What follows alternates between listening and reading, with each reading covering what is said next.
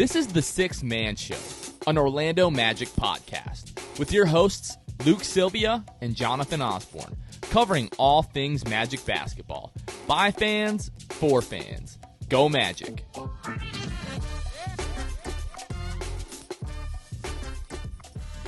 What's going on, Orlando Magic fans? You guys are back with the Sixth Man Show. Today is June 27th, 2022. Jonathan Osborne here. As always, I'm joined by my co-host Luke Sylvia.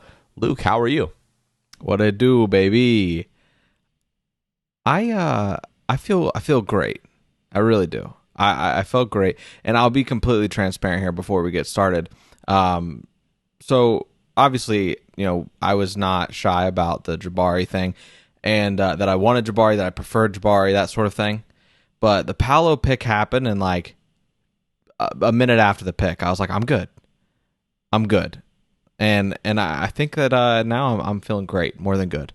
So just as time goes on, I think it's becoming more real. You just gotta embrace Paolo and understand what he brings to the table, and it is a lot that he brings to the table. So I'm excited about it. Yeah, just like as you see him embrace like his teammates, and he's posting his jersey and everything like that, and like his teammates are posting his the jersey swap stuff and everything. Super exciting to have Paolo. We're gonna definitely talk more about that. Just wanted to like really quickly just shout out like just how crazy like this whole like month has been for us. Everything's just been so great with the lottery party, then the draft, and we had Jalen on, and then like the Scooter Magruder thing happened. If you guys are living under a rock and you don't know who Scooter Magruder is, he does like hilarious like comedy like videos around the NFL and college football. Been on the pod before. The NBA. Been on the podcast before, like way back to the lockdown days, if you've been rocking with the pod since then, and just threw a little six-man show reference in there, which is really cool, not only because of the fact of the platform that he has, but the types of videos that Scooter makes is like he throws in references that only diehards get. And the fact that we were included in that, like you will only get that reference if you're like a diehard, and that was just like it was really nice. It meant a lot, so appreciate that. And shout out his boy at Salmons Don't Die on Twitter, or something like that, right? That's his name on Twitter. Salmons Don't Die. His name's also Jonathan. It's a great name. Gotcha. Is his last name Salmons or something? I don't know that. Jonathan Salmons, wasn't that an NBA player? Didn't he like play for the Kings? Jonathan Salmons. I'm almost positive. Like going back to like the end of the aughts, Jonathan Salmons, I'm almost positive that was an NBA player. We might be showing our age here, and you might be showing the age difference between the two of us. But I'm almost positive as Luke is looking that up right now. Can you confirm that for me? Yeah, it's Jonathan Salmons. Played for the Kings. I think he played for the Bulls. It's really Salmons, but that was a producer Kevin just phoned in. Salmon is pronounced it's spelled like salmon. So whatever. We're going to move on. A lot to talk about in this episode. It's been a very busy week. As everyone knows, the Orlando Magic selected number 1 in the NBA draft on Thursday night and took Paolo Banchero. A lot to unpack here. Before we do that, we are going to go ahead and shout out our patrons. And we have officially come to the point, folks, where we will only be shouting out our brand new patrons and then also our Hall of Fame tier patrons. So if you do want to hear your name shout out on every single one of the episodes, go ahead and either join or upgrade to our Hall of Fame tier, and we will be shouting you out on every single episode. But 3 new patrons on this episode: Dutto15, my boy Bobby Skinner, who is the host of the Talkin' Giants podcast. If you're a New York Giants fan, go ahead and check that out. Really appreciate Bobby. And then Nate Donley. Those are our 3 brand new patrons. Again, we shout out our brand new patrons, and every week we're going to be shouting out our Hall of Fame tier patrons. So we will go ahead and do that right now. Shout out Court Cousins, Wiffle, The Distract, Ryan Singh, Pierre A., Nate Donley, Mr. Mikey, Magic Player History, Lil Penny, Jonathan Borges, Dylan Holden, Dutto15, Drum, Danimal, Carson Tulo, BRBS, Creative, Bobby Skinner, and Armin. Thank you guys so much. If you want to help support the show, you can find us at patreon.com/the6manshow. Luke, let's talk some more Jeff Wetlman. We talked about Jeff Wetlman the night of the draft for obvious reasons, because for weeks and weeks and weeks, it was a foregone conclusion that Jabari Smith Jr. was going to be the number 1 overall pick in the draft to the Orlando Magic. And there were reports that Paolo Banchero wasn't even receiving consideration to be the number 1 pick. Some would say as far as that was the reason that he didn't work out for the Magic. But Woj said it the night of the draft, and he said it the next morning, that Jeff Weltman pulled off one of the absolute most impressive stealth pre-draft processes in recent memory, because everybody thought they knew what the Magic were doing for weeks and weeks and weeks. And then 15 minutes before the draft, really everything, I mean, the odds started to change, but in terms of the reporting, everything changed like 15 minutes before the draft started. And I just wanted to talk about like why that is important, because we're getting people asking like, oh, why does it matter that they kept it so close to the vest, or why would they even do that? It's so stupid that they did that. So the reason that it's a big deal is because you don't stand to gain anything by letting other teams in on what you're going to do, unless it is a once in a generation type of draft. If we're talking about a Zion Williamson or a Shaquille O'Neal or a LeBron James or a player to that level, we're just coming in for months and months and months, even before the lottery. It is a foregone conclusion of who is going to be the number 1 overall pick in the draft, because it is just the gap is that wide between prospect 1 and prospect 2. In those instances, like, hey, this is probably going to be the guy that we're going to take. But even in that instance where it is that obvious, you don't stand to gain anything by telling teams this is what you're going to do. Because if there's a team, let's say it was a Shaquille O'Neal draft, and there's a team sitting there at 7, and they want to give you like 5 future first-round picks, they want to give you like an established all-star, and they want to give you a few really promising young prospects. And maybe you look at your team and you're like, you know what, we don't really need a center, but we could use these other guys, and we can use a ton of draft capital to do other things. And you want to use that to your advantage. At that point, you can do that. There was nothing shady or disingenuous about anything that the Orlando Magic did. We know one thing for sure: the Orlando Magic front office does not leak anything, right? So don't confuse this for the Magic were telling people, and we're telling Jabari, we're going to draft you number 1. Oh, hey, you called us yesterday and we told you it was Jabari. Well, guess what? Today it's Jabari again. They were not doing this for the past 6 weeks. They were just simply not saying anything. Every report that we saw was coming from rival executives and other GMs from other teams, and scouts around the league that thought this is what the Magic were going to do, based off of a number of reasons. For all of the reasons that we talked about why Jabari would have been a good fit here in Orlando, those are the reasons that led people to believe that is who the Magic were going to select number 1. Keeping your cards close to the vest up to the point that the pick is made, you're basically just holding other teams' feet to the fire, saying if you want to draft number 1 and pick the guy that you want, this is our asking price. And if you want a guy that badly, you're going to have to trade up and give us what we want in that deal, because the Magic hold all of the power in that instance. So I just find it so silly. Even when you listen to the national media say, I don't get why it was this big secret for 6 weeks. What do you mean you don't understand why it was a secret for 6 weeks? If you tell somebody who you're taking number 1 and it's not the guy that they want, they have no incentive to trade up at that point. So why would the Magic do that? It makes absolutely no sense for them to do this. What I think it is at this point, everyone was reporting on it for weeks. Now they look dumb, like they had no idea what they were talking about. Jeff Weltman looks incredibly smart, and now they have to spend even that much more time talking about the Orlando Magic, which we know they can't stand. So for all of those reasons, I respectfully, the shake hand emoji, we can just disagree if you don't see the benefit behind what Jeff Weltman did, and just give the man his respect, because he just he fooled everybody. He fooled everybody. Yeah, and that's something that's just so hard to do, and that is something Woj also talked about, was like, in this day and age when technology plays a huge part and reporting is a huge part, there's so many people that are reporting, using social media to get their information, texting people, all those sorts of things, the way that they have these resources lined up. So for Jeff to not own, to do this, I would love to know. I mean, Woj didn't put a date on it or anything like that. He just basically said, in recent memory, this is the most kept quiet, stealth type of pre-draft workouts and things done, touch points, whatever. And I would love to know Like, when's the last time the league got fooled this badly? I want a poll from like all the GMs in the NBA. Like, who did you think the Magic were picking going into draft night? And I just want them to have to put a name out there. And I would be surprised, obviously, if it wasn't just a bunch of Jabaris, because these guys are getting their information from somewhere, and it's not within the Magic front office. That is what we learned. They weren't getting anything.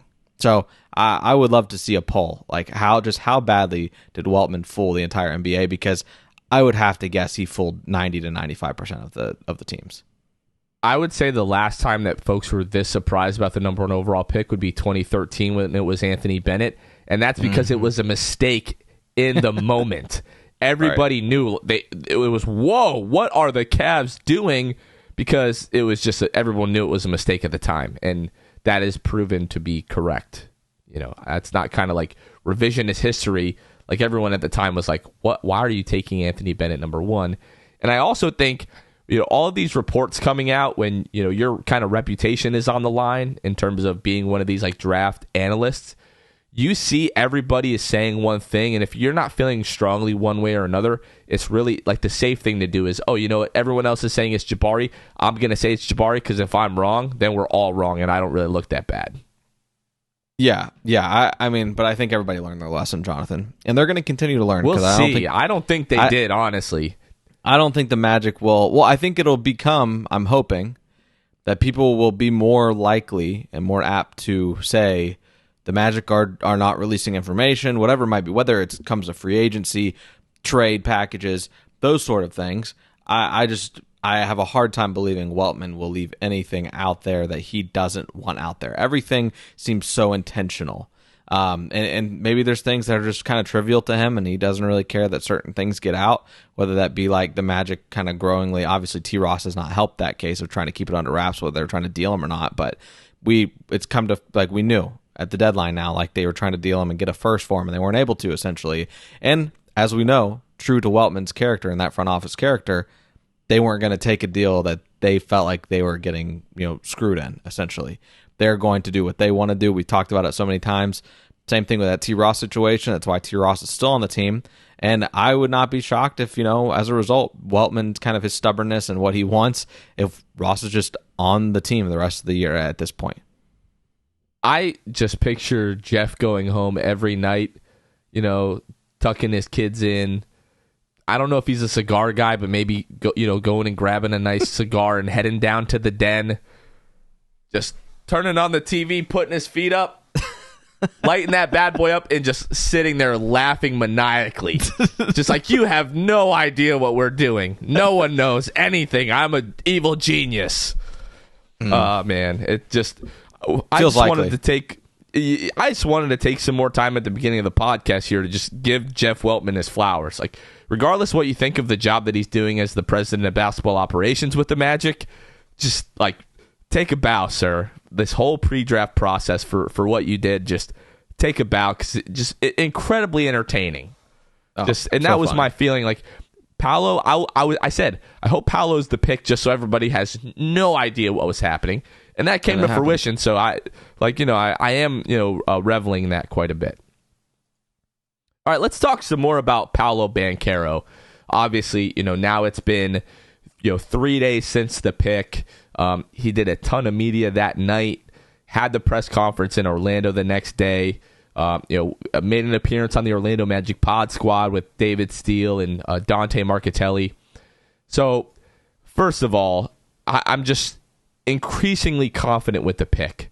Last night, I sat here at my computer desk and watched Paolo highlights for probably like 3 to 4 hours, just like different season mixtapes, rewatched like the whole UNC, North Carolina versus Duke game.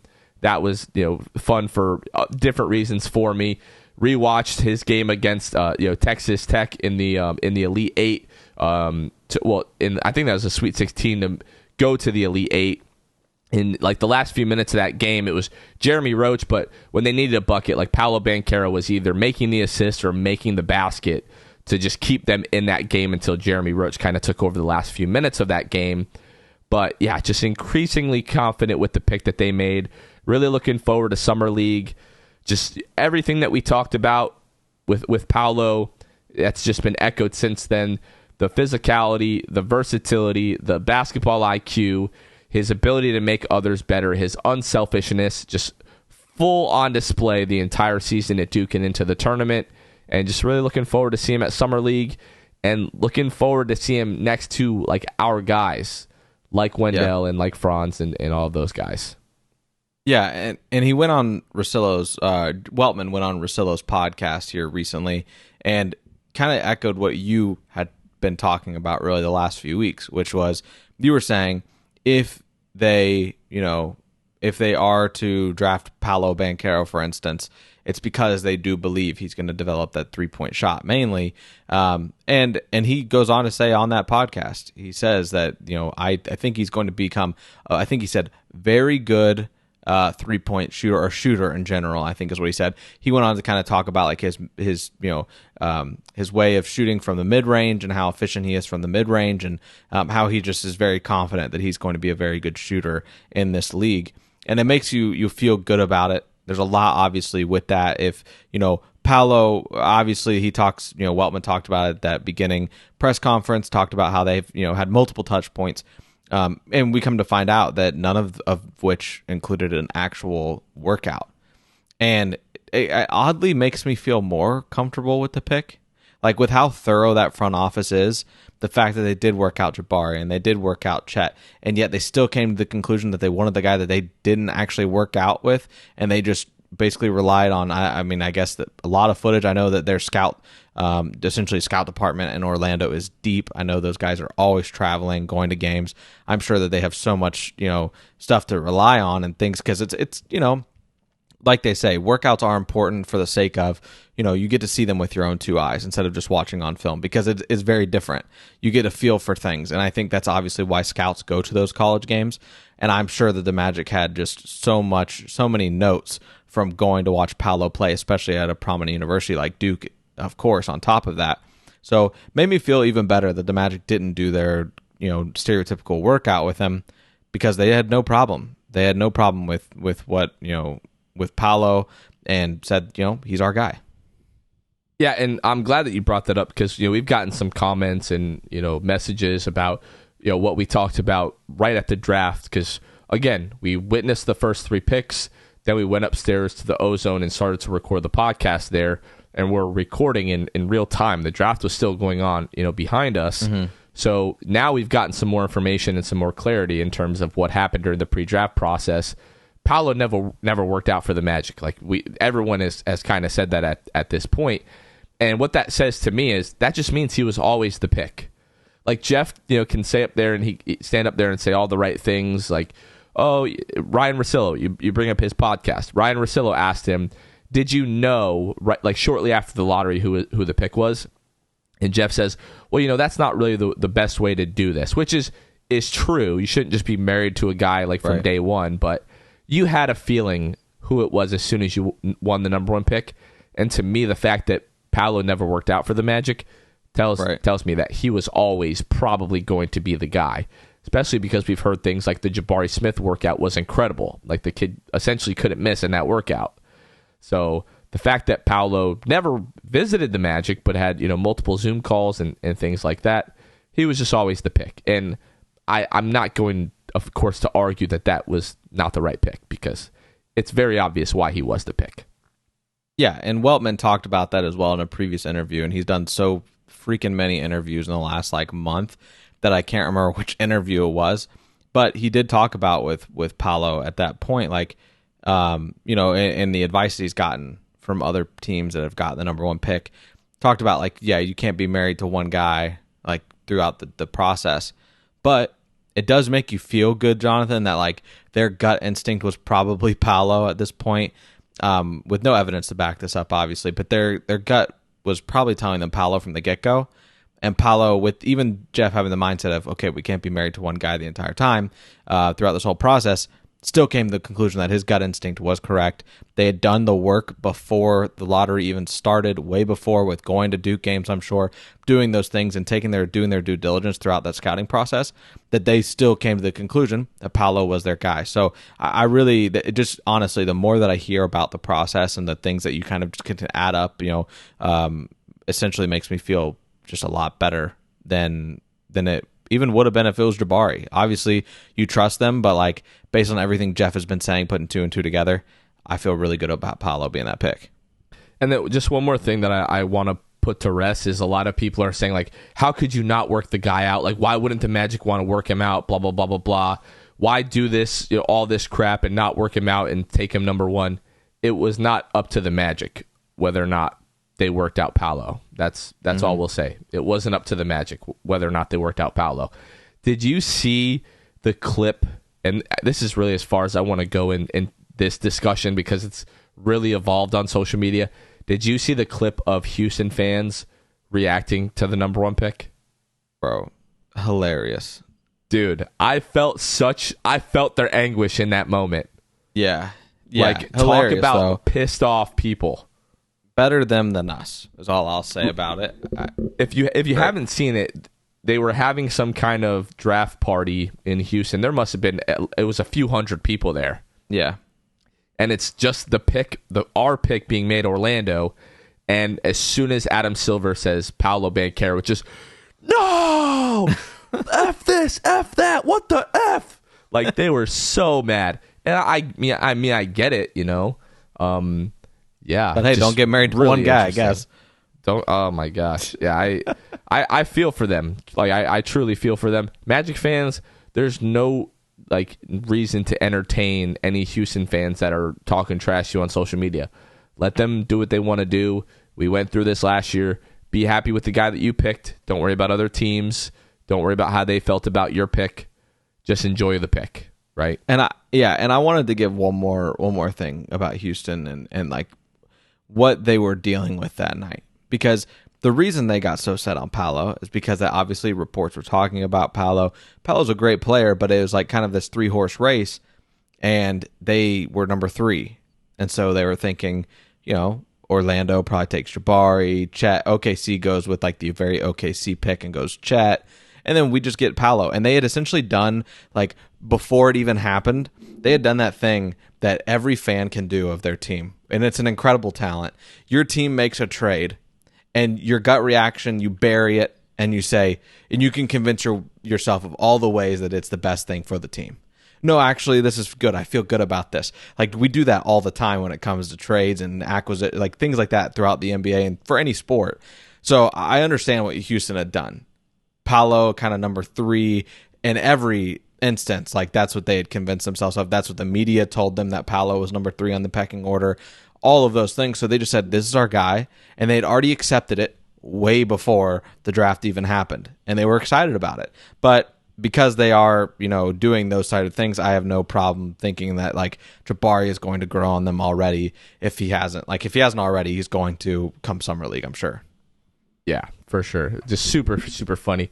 But the last thing that's, like, coming out of this is, like, the amount of copium that they are taking, trying to convince themselves that, like, Paolo doesn't want to be in Orlando and that he's not smiling and everything like that. There's a video that we're going to play on YouTube. I think it's more effective when you're watching it and you're kind of watching how happy Paolo is talking about being in Orlando. But Ryan Welch with WKMG News 6 here in Orlando, he got to sit down with Paolo in Brooklyn for an exclusive one-on-one after the draft, and asked Paolo just kind of what would he tell Magic fans. So we're going to play that clip now. Man, get ready. I'm coming, and we're gonna win. We're gonna put it together, man. I ain't gonna make any promises, but you're gonna get 110% from me. I'm sure the rest of the team is gonna give the same, and just from talking to the front office and the coaches, they all have the same mindset. So it's gonna be exciting. You can tell before he says, I ain't gonna promise anything. He said, like, we're gonna get this right. We're gonna figure it out. Essentially, he's thinking championships, but he doesn't want to come out and say that. Yeah, and I think this is also just kind of like you said. It is probably more effective just like watching the video of it. Yeah, to have that perspective, to have that like visual. Just because Paolo also, this goes kind of hand in hand with people who are like, oh, he's not happy to be in Orlando.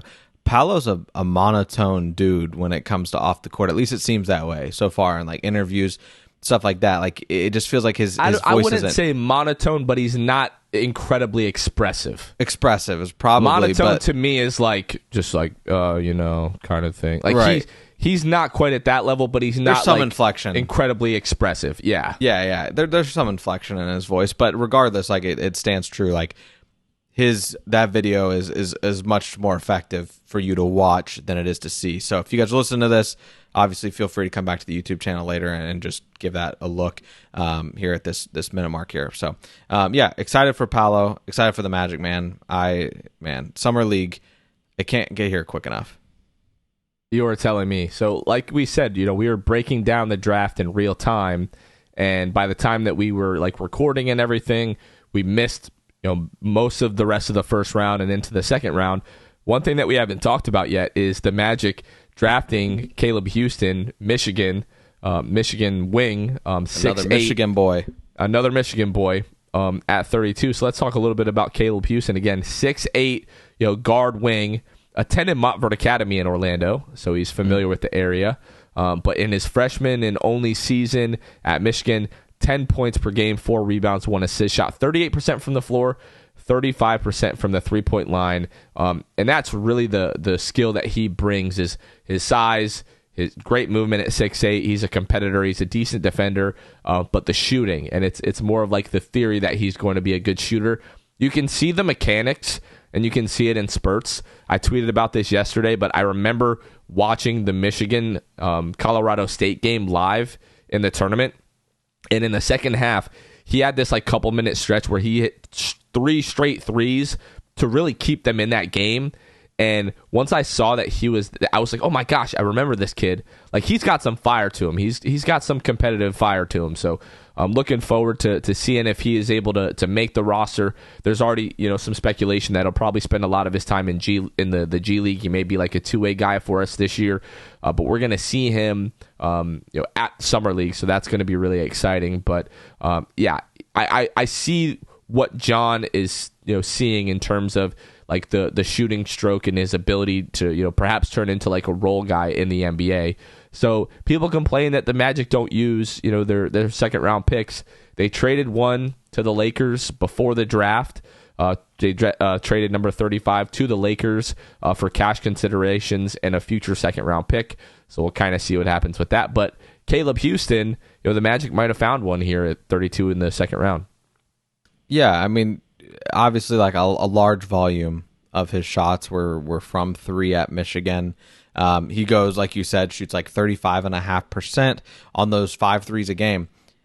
I think that they're, especially if he plays in the G League, he'll be able to get his confidence up. I think we will see a lot of G League highlights when it comes to Caleb Houstan probably getting hot like he did in that Colorado State game. Obviously, like that's a big stage. That's the biggest stage that he's played on at that point. So for him to get hot like that, back-to-back threes in a March Madness game, I think that he can develop into something good, obviously. I think that Magic fans are so used to the second-round picks being traded that maybe you don't think much about the second-round pick. But who knows? There's a lot of guys in the NBA who were second-round picks that come out to just be studs in due time. So Caleb Houstan, might find himself in that realm for sure. How old is he? Was a freshman, right? So he's about 18, 19? Yeah, he's 19. Yeah, so he's got time, man. And by the time this team has, the Magic have kind of taken full form, maybe Caleb Houstan has turned into a reliable, even if it's just a spot-up three-point shooter. Would love to see, Caleb find success and be able to point back to this draft as not only the Paolo Banchero draft, but the Caleb Houstan draft too. It's so weird to see guys like born in like 2002 and 2003 now like being in the draft when I remember those years like vividly. Caleb Houstan had the absolute gem of the press conference with the Magic. They were asked by reporters, Paolo and Caleb, just kind of if they had ever played against each other and like what they thought of each other's games. And Paolo gives us like really like thought out, like really good answer. All the things that we just said, 6'8", good size, moves well, good shooter, all these kinds of things. And then Caleb's like, he's the number one pick. I don't really need to tell y'all what he does. Like he's the number one pick, and the whole room just starts laughing. So Caleb Houstan, press conference gem from him. But yeah, really looking forward to what he brings to the summer league team.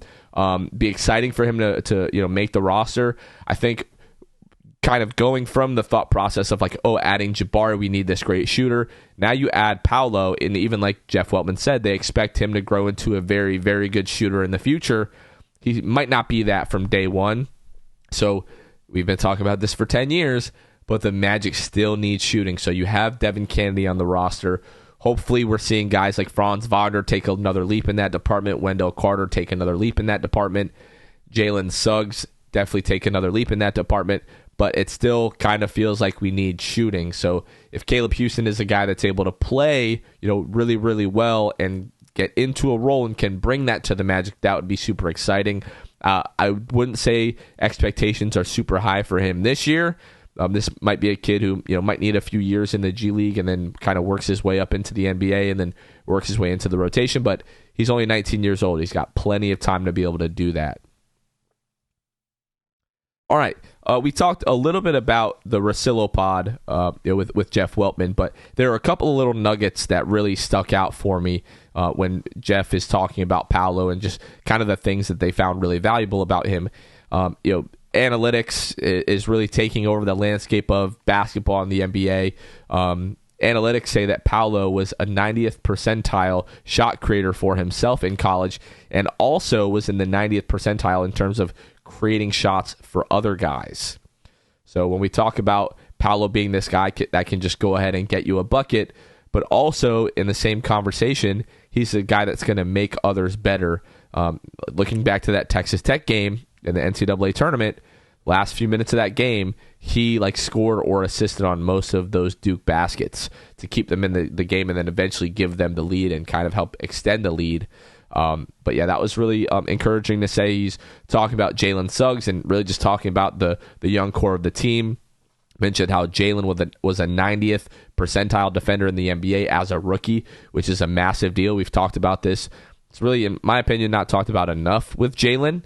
Obviously, the offense is not where we want it, but Jalen, as a rookie, was an elite defender, a delete defender, if you want to say. He just deletes his opponents off the floor. His appointments. Look, you lost your train of thought earlier. I can't speak half the time anyway, so we're really just killing it tonight. But yeah, Jalen needs to tighten things up on the offensive end, but we already have an elite defender in Jalen Suggs. Jeff Wetlman also finally confirms that Franz Wagner had a visit with Orlando before the draft, that they brought him in for a workout and they had dinner together and everything like that. And then, of course, we got the Jalen Suggs update in terms of the ankle, that this past week he started on-court activities. And then in terms of Jonathan Isaac, still really no update there. They're still hoping that he's going to be ready for the upcoming season. Jeff Wetlman just making appearances all over the place in terms of the media. On draft night, he had an interview on NBA TV, and really the most he said all these things the same. He said this with the media at the Amway Center the night of the draft. He said it at the press conference. He said it with Ryan Russillo. But one thing that he said on the NBA TV interview that we found pretty interesting was when he's talking about the ages of our guys in the starting lineup. He said our guys in the starting lineup are 24, 20, 19, and 24. We're thinking that maybe he forgot that Jalen Suggs turned 21 a few weeks ago. But that kind of lines up with what we've thought in terms of what the starting lineup will be next year. Luke, are we reading too much into that? No, I don't think so. I think it's just kind of a thing that clearly Weltman doesn't care, that we know what the starting lineup is. I mean, he lists all of the players' ages, and he knows the Magic fans especially are going to read into that, and they're going to look at it and see. We'll see. It'll be interesting to kind of cross-reference that with opening night's starting lineup. But, yeah, I mean, if anything, that just kind of tells you what he wants it to be, I guess, once, whatever that looks like.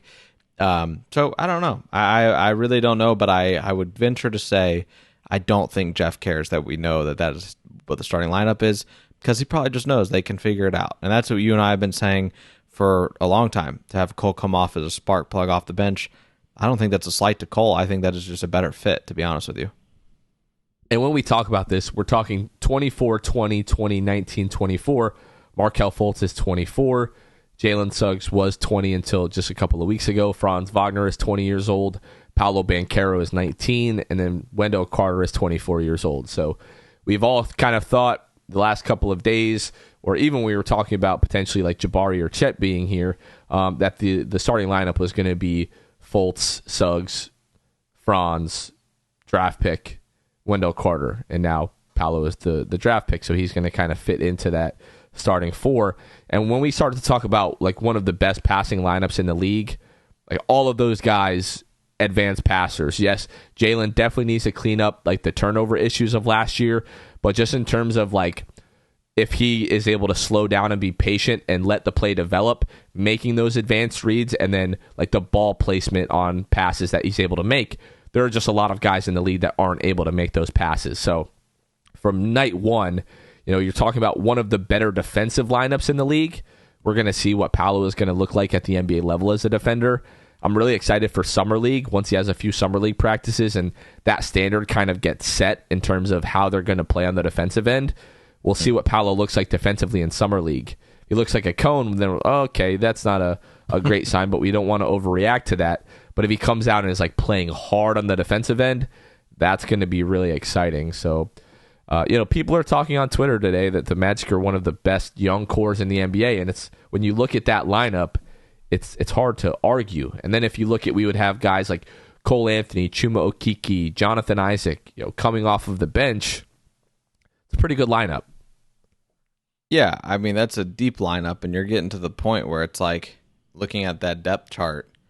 It's we've said it before, and I'll say it again. I don't envy Mosley having to come up with rotations because you can list 10 guys on that depth chart and still have to figure out what you're going to do with R.J. Hampton or Devin Kennedy or Caleb Houstan. Like we said, Caleb is probably going to be one of those two-way guys, but you can kind of get to that depth chart and there's 10 players, and then you still have, like I said, Kennedy, R.J. Hampton, Caleb Houstan, and that's with Terrence Ross in there if you're saying he's going to be on the team, and that's without Gary Harris, Mo Bamba, and Robin Lopez on that depth chart. So I don't know, man.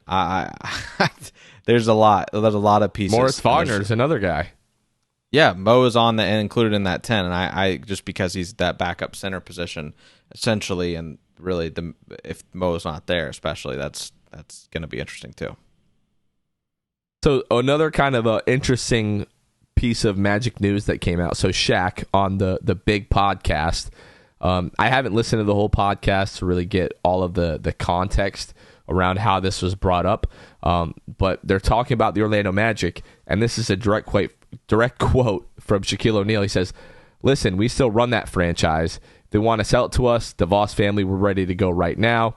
This message to go out to the DeVos family: if you're ready to sell the Orlando Magic, sell it to somebody who's going to take it to the next level." So Shaq, Shaq says some things. I'm a big Shaq fan. I'm wearing the Shaq shirt right here.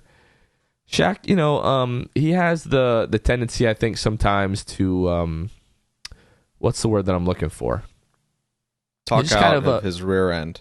I mean, you could say that. I was going to say just kind of exaggerate things, right. Fabrications, maybe not full out lies, but just kind of, dances around what's really going on, or maybe it isn't always the most, let's say forthcoming.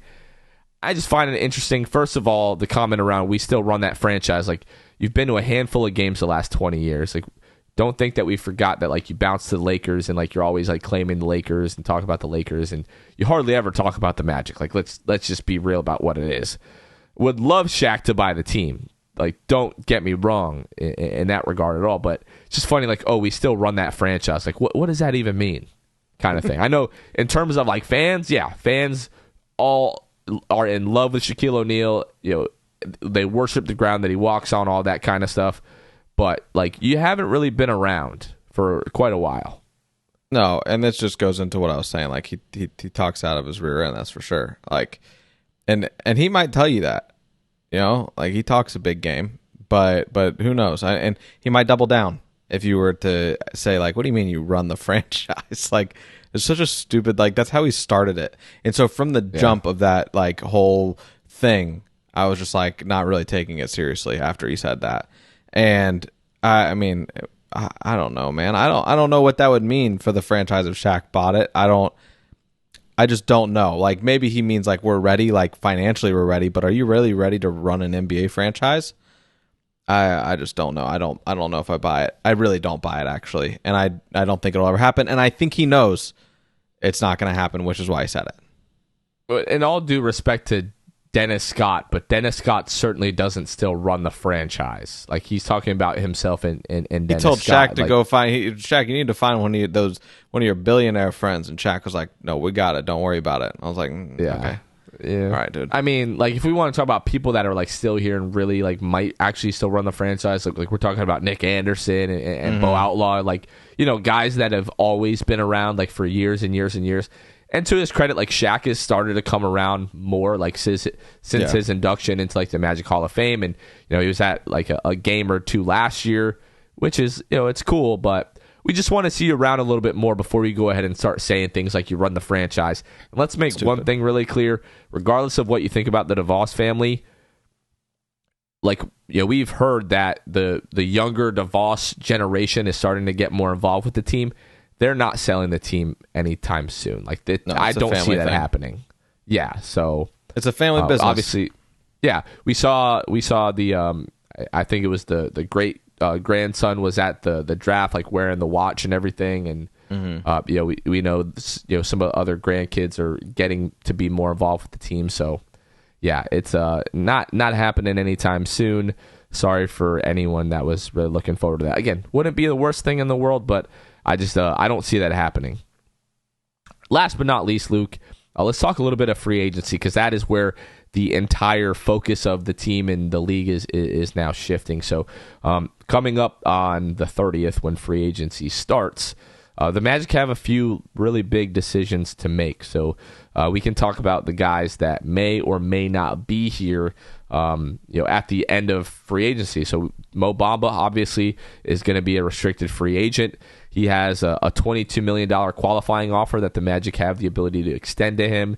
And then it's his decision whether or not he wants to accept that and then become a free agent at the end of next year, or if he wants to test, you know, restricted free agency and you know, see if he wants to sign an offer sheet, you know, with any of the teams you know, that he may be interested in joining. And then, you know, with restricted free agency, the team that, you know, has your restricted free agency rights have the ability to match any offer sheet that you might sign, and then you have to re-sign with that team. Gary Harris, who's going to be an unrestricted free agent. Those guys, in my opinion, are probably the two most consequential guys that we need to make a decision on. Robin Lopez is an unrestricted free agent, and then the team has a decision to make about Mo Wagner. I believe if they don't waive him before the 30th, that his second year becomes fully guaranteed, if I'm not mistaken. So if he hasn't been waived at this point, I think it's probably safe to say that Mo Wagner will be on the roster. You'd probably need a third kind of power forward center combo guy. He's great for the locker room. He's great for the edge of this team. And, you know, you want to keep baby bro happy for another year if you can. Yeah, I obviously we knew we were going to talk free agency, and you take a look at the roster construction and what this team needs. It's what we've been saying, right? You just can put two and two together again here. Gary Harris, if you don't bring him back, I would like to bring another vet in the locker room. That's a guard position similar to Gary. I would like to just bring Gary back. Let's make that clear. I would love Gary to come back. Can we stop the conversation right here for Gary Harris? Like, to me, the Magic need to bring back Gary Harris, not go and get a veteran guard. Like, we need Gary shooting. Like, Gary became a legitimate like corner three guy last year, and we like actually truly really need that now. Yeah, you need it, and if you don't, you better go get yourself a shooter that's, you know, maybe his age. If it's not Gary, get something like him. And so I think like my proposal is Bryn Forbes. That would be the other unrestricted free agent that I would be interested in to bring in and kind of be in a Gary type role. You know, last year, you know, he plays for San Antonio for 40 games. He goes to Denver for 35, shoots 4 threes a game, shoots 41%. He, let's see, in his career, besides his rookie year, shot 39% from three, 42%, 38%, 45%, and last year 41.4% on essentially 4 attempts a game. So I think Bryn Forbes would be a viable option. You know, he's kind of in that same range. He's 28, obviously, so right there along, you know, kind of coincides with Gary Harris's age. So I think Bryn Forbes would be a good option, just kind of looking at the list. There's really not a lot of guys in free agency that stick out to me as like actual realistic options. So maybe a guy like Bryn Forbes would be realistic. I don't know, but he's kind of who I would throw my hat in the ring for if it's not Gary Harris. Yeah, I want to take a little play out of our friends at the Pick a Side podcast. I want to take a play out of their book. They do something a lot that they call would you rather, basically. And it's like, would you rather have this guy or would you rather have this guy? And when you start looking at the shooting guards around the league that are set to be free agents, we'll kind of play this game.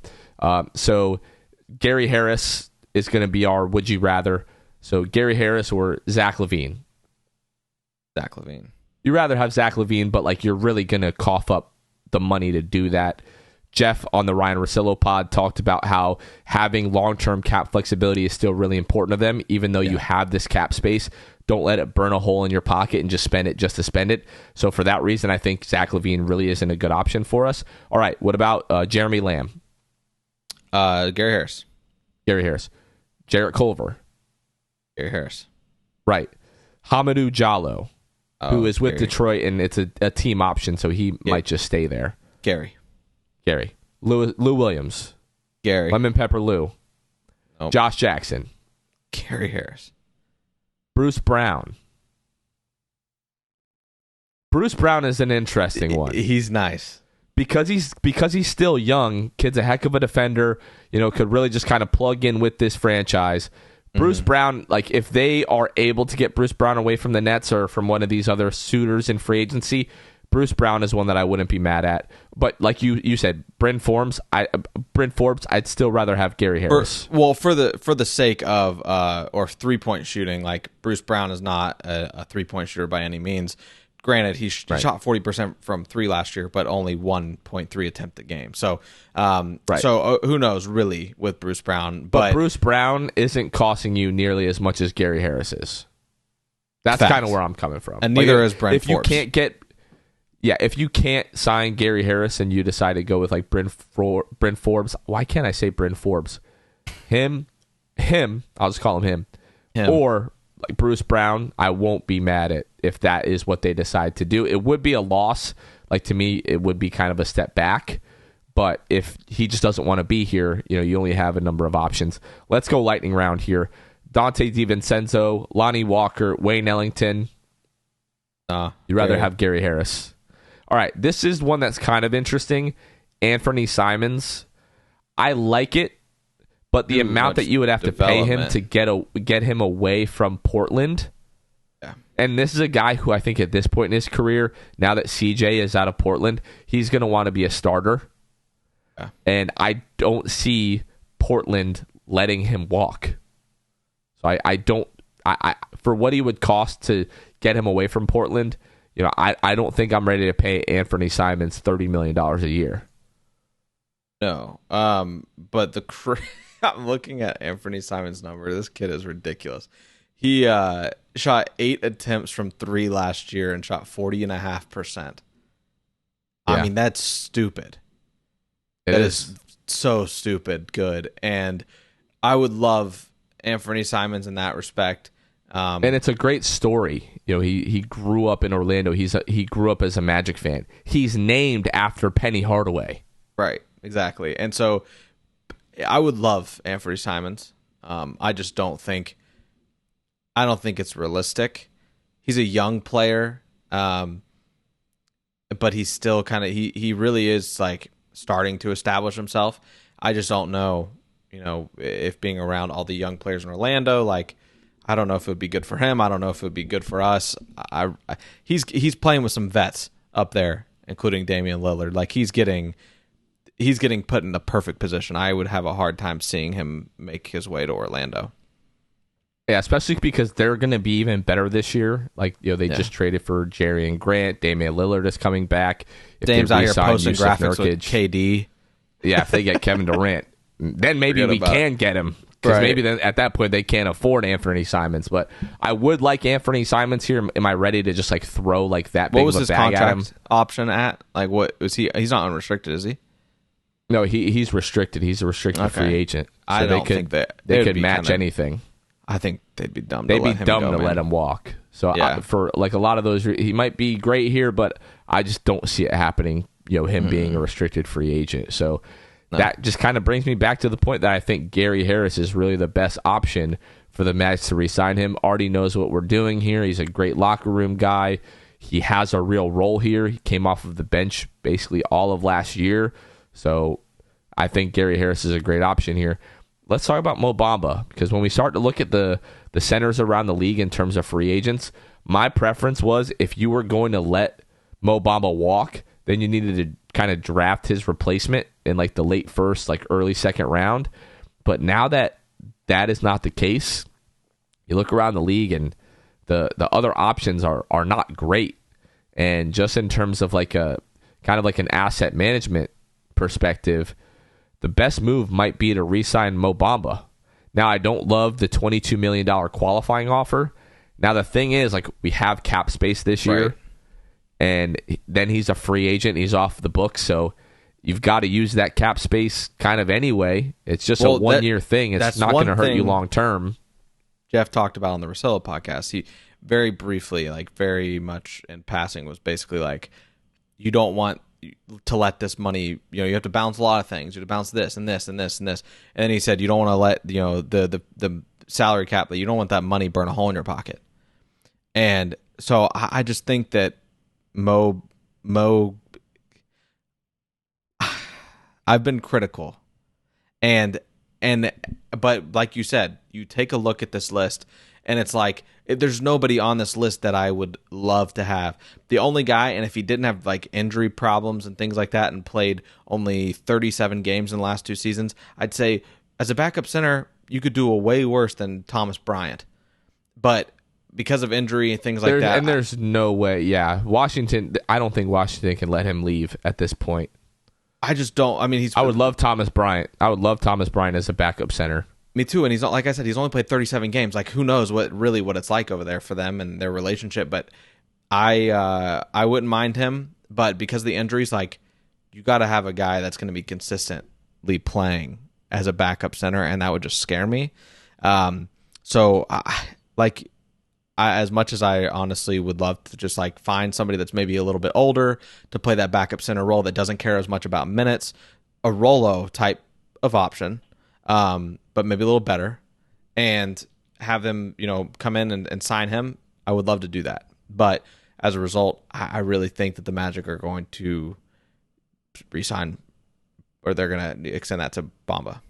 And other people have made a really good point. Like, if you look at Wendell, like, he plays, he's going to play 65 to 70 games, like at the most. That's probably just the kind of guy he's going to be. So your backup center needs to be able to start, 10 to 16 games a year. You're going to need somebody. We know that Mo can do that. It might not be the best option, but he can come in and give you a little bit of this and a little bit of that. And we're going to have Paolo and Franz and some of these other guys. So and who knows? There's the chance that we come out and hear that the Magic agreed to a 3-year, $36 million deal with Mo Bamba, and I don't think that would be the worst thing in the world. Maybe I'd want to pay him a little bit less than that, but maybe he might not be a part of like the full, like the long-term plan, but some kind of deal like that where you can move him, fairly easily, right, if you feel like it's the time to do so. If they sign him to a 3-year, $36 million contract, and the first year they're going to pay him like, I don't know, like $18 million, and that's just kind of, or I don't even, you can only decrease 20% each year. I'm trying to do math off the top of my head, which is absolutely not my forte. Mm-hmm. But some kind of deal like that. We've seen them do this again and again, where the deal decreases over time, and it gets easier to trade the guy as time goes on. So, yeah, I mean, there's not much else to add there to like the Mo Bamba situation. Free agency, I believe, begins June 30th. I want to say 6 p.m. Eastern. I could be wrong, so y'all can roast me in the comments if I am incorrect there. But I do know it's June 30th is when free agency begins. I don't know that we see stuff kind of off the bat, like just get going as free agency begins with the Magic. I wouldn't be surprised. Like, I don't expect them to make any big splashes. I surely don't expect them to make any big splashes. Just take care of what you need in terms of roster needs. You need some type of vet, like we talked about, if you're not going to bring back Gary Harris. And then you need a backup center, that can go directly behind Dell. and so that Mo Wagner can also help in that 4 spot. I think it's pivotal. So really, nothing crazy. Just need to sign a couple essentially role players. Yeah, and you were correct. It's the 30th at 6 o'clock Eastern. So if anybody roasts you, they're just kind of an wrong. idiot. So I'm roasting you. They're wrong. And another thing that Jeff has talked about a bunch is like continuity and how important that is, to this roster and to this culture. So it would make sense to bring those guys back. So, all right, Luke. Free agency is starting on this Thursday, so we'll have plenty of stuff to talk about on the next episode. For literally, we record the night before that, so that's going to be kind of a buzzkill. We're just going to be really speculating at that point. But next Monday's episode will be packed full of free agency stuff, and then that week starts Summer League, so that's going to be super exciting. I think that's going to do it for us this week, Luke. I think we kind of packed a good amount in there. Yeah, absolutely. Paolo Banchero is an Orlando Magic, folks. For Luke Sylvia, this has been Jonathan Osborne. You guys are listening to The Sixth Man Show. We will catch you guys next time. See ya. Thanks for listening to The Sixth Man Show. Be sure to subscribe on iTunes, Spotify, Google Play, and Stitcher to get new episodes downloaded directly to your phone. Please take a minute to give us a 5-star rating and a review. It would really help us out a lot. Follow us on Twitter and Instagram at Sixth Man Show and like us on Facebook. We'll catch you guys next time. Go Magic.